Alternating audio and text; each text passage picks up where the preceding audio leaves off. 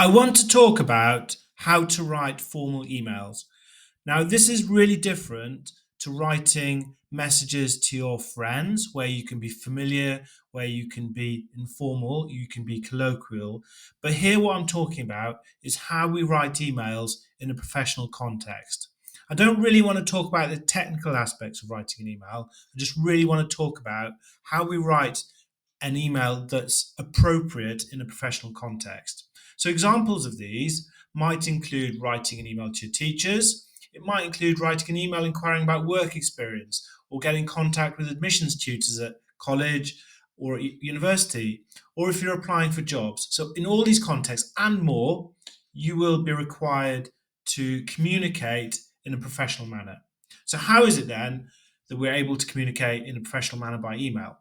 So the first thing to note with email is to ensure that you have some kind of subject in the subject heading box. So emails quite often let you send an email without having to put a message in there. So it's really important to put a message in there that's appropriate to the content of the message you have.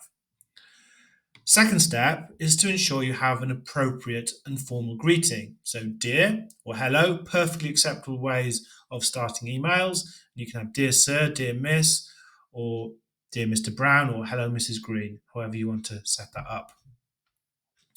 Step 3 then is to write the message itself. Make sure you keep it polite. Make sure you keep it short. No one enjoys having to read through long emails. And then ensure that you are checking for grammar and spelling once you have written your message.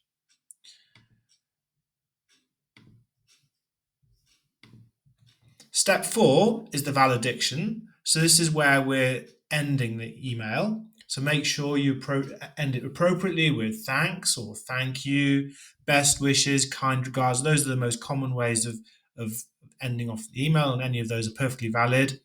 And then, of course, sign it off with your first name and with your surname.